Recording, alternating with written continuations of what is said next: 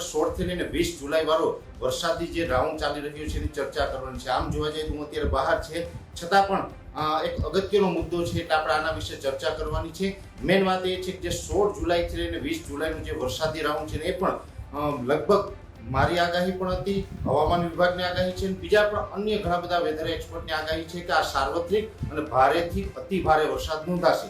આજે 17 જુલાઈ છે એ પૂર્ણ થઈ છે. હવે જોવા જઈએ તો ગઈકાલે એટલે કે 16 જુલાઈના રોજ દક્ષિણ ગુજરાત, સૌરાષ્ટ્ર અને બીજા પણ રાજ્યના અનેક વિસ્તારોની અંદર સારો એવો વરસાદ નોંધાયો. 16 તારીખે રાજ્યના અમુક વિસ્તાર એવા હતા કે જેને કાયદેસર ભારેથી અતિ ભારે વરસાદનો અહેસાસ થયો, કાયદેસરના ગઈકાલે ગમરોડી નાખ્યા છે.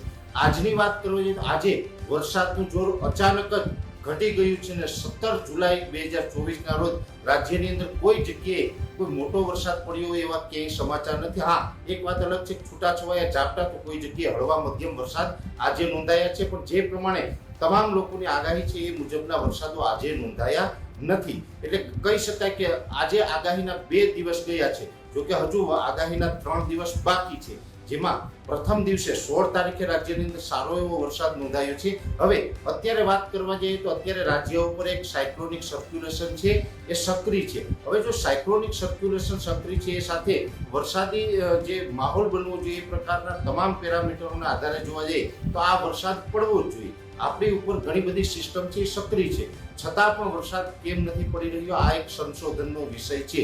અને ઘણા વર્ષ પછી પહેલી વખત એવું બની રહ્યું છે કે સેટેલાઇટના માધ્યમથી કે અલગ અલગ જે માધ્યમથી જે આપણા પ્રિડિક્શન થતા હોય છે, આ તમામ પ્રિડિક્શન પ્રમાણે લક્ષણો એવા બતાવે છે કે આ વરસાદ ચોક્કસથી વરસવો જોઈએ અને ભારેથી અતિ ભારે વરસવું જોઈએ, છતાં પણ આ વરસાદ વરસ્યો નથી એ વાત ચોક્કસ છે. જો કે આ 2 દિવસની અંદર 16 તારીખે એક જ દિવસ વરસાદ પડ્યો છે, 17 તારીખે વરસાદ ખાસ જોવા મળ્યું નથી, પણ હજુ 3 દિવસ બાકી છે. એટલે આવનારા 3 દિવસની અંદર શું થાય એના ઉપર આપણી ખાસ નજર રહેશે, જોવાનું રહેશે.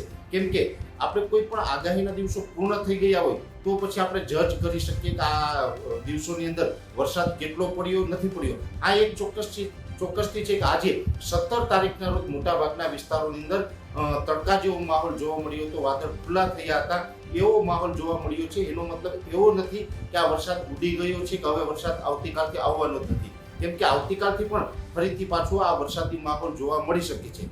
જો કે આપણી આગાહી છે 16 થી લઈ અને 20 જુલાઈ સુધીનું છે. જે 16 થી 20 જુલાઈનો જે રાઉન્ડ છે એના વિશેની સંપૂર્ણ માહિતી આપણે 2 દિવસથી આપતા હતા. એ મુજબ આપણે 16 તારીખે વરસાદ પડ્યો, 17 તારીખે આપણે ગેપ આવ્યો છે. આવનારા 3 દિવસમાં શું થશે એના વિશેની ખાસ ચર્ચા આવતીકાલે કરશું.